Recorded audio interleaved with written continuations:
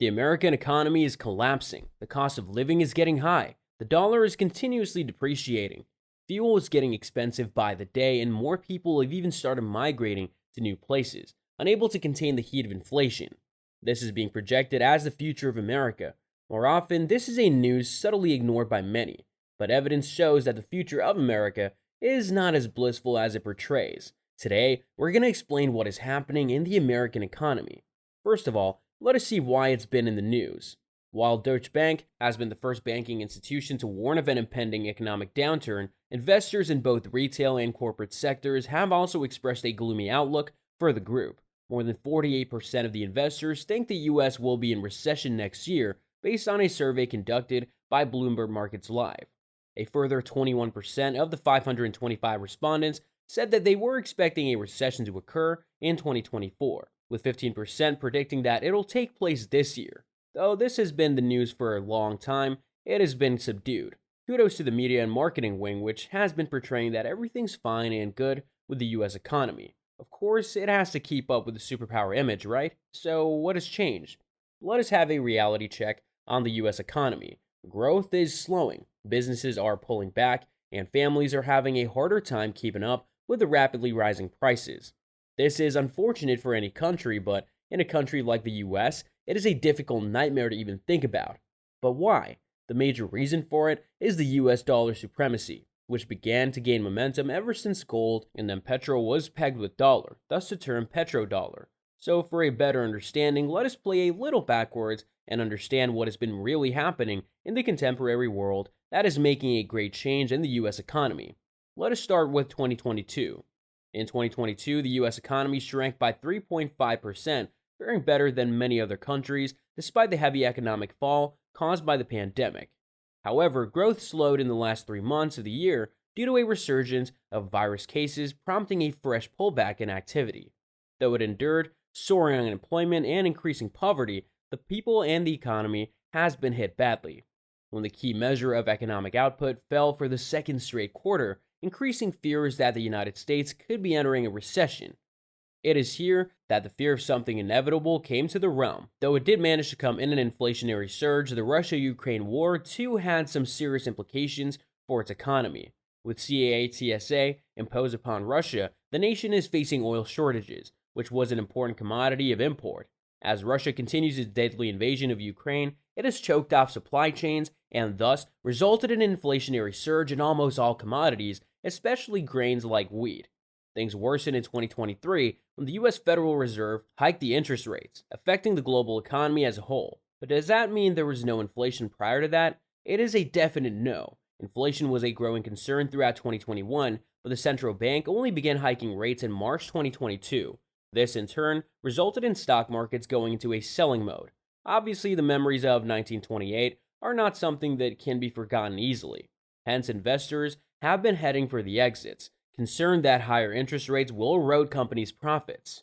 Here comes the problem of the bond yield curve inversion. When bond prices fall, yields rise, and recently, yields on the 10-year Treasury topped 3% this month for the first time since 2018. No idea about it? No worries, let me explain. Fed hikes in rates resulted in higher costs of borrowing. The Federal Reserve made the decision to sell its large collection of treasures that it had acquired during the pandemic to strengthen the economy. As a result of the sale, bonds were also sold off, and investors grew increasingly worried about an economic decline. This led to a decrease in the gap between short-term and long-term bond yields, which is known as yield curve inversion. This occurrence has been a precursor to every recession since 1955. Now let us consider a hypothetical situation as to what would happen if the economy were to collapse. Firstly, people would lose access to credit as banks would have closed. The demand will outstrip the supply of food and gas and everything else needed. Water and electricity might not be available if the collapse had an impact on local governments or utilities. Secondly, demand for the dollar and US treasuries would plummet. Increasing rates would rise to a very high level. Investors are going to be looking for new currencies like the Chinese yuan, euro, or even gold, as the dollar would no longer be worth any other currency. This would result in not only inflation, but hyperinflation. But America is confident about its capability to hit back and come out of the incoming recession. This is evident in Mr. Biden's statement. Even as we face historic global challenges, we're on the right path, and we will come through this transition stronger and more secure. But what more assurance do you need, right? So let us have a look at the policies adopted by the government to fight off this critical period. Federal Reserve has been using contractionary monetary tools to tame hyperinflation, as it had been doing during the 2008 financial crisis and the COVID-19 pandemic. This hawkish stance can provide some cooling off time for the government to plan and strategize its plan of action. It can consider releasing strategic oil reserves to offset an oil embargo. There is no need to worry about that because it has huge reserves. The military can step in by responding to a terrorist attack, transportation stoppage, or rioting and civic unrest. These have been successful in keeping the economy intact. Evidence shows that the unemployment rate is so low and there is a robust labor market. Job openings are near record highs, and many of the workers looking for better work are doing so. There's a lot of balance sheet strength in households and companies. Profit margins for businesses are starting to come down a bit, but they're not catastrophic.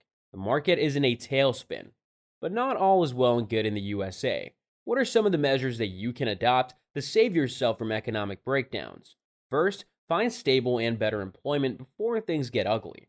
Then you may consider selling off your extra properties when the mortgage rates are high. Finance during the interest hike period.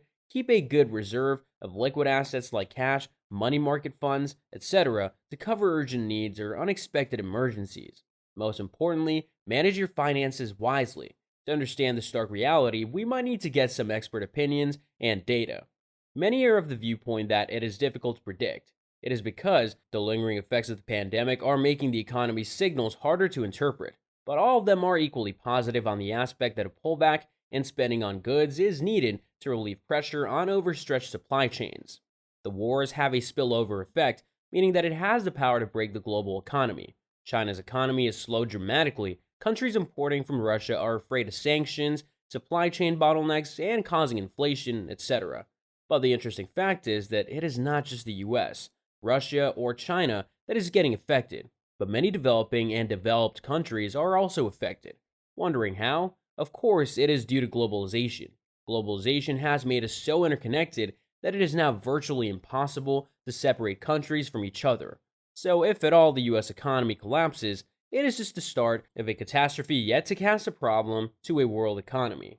One thing is for sure, the world will not withstand such big damage. Though an economic collapse is highly unlikely, it is always advisable to be prepared. You can do so by managing your finances well and investing wisely. Buying and selling stocks can have a multifaceted implication, so be careful with earnings, and don't spend too much on the stock market. You can even get some help from financial experts if the situation demands so. As I reiterated before, it is difficult to predict an impending situation, so for now, let us keep living with the fruits of our effects rightfully. This is it for today, and we'll be back with another video on international affairs. Until then, stay tuned. Also, for more updates on topics like this, click that bell icon and stay informed.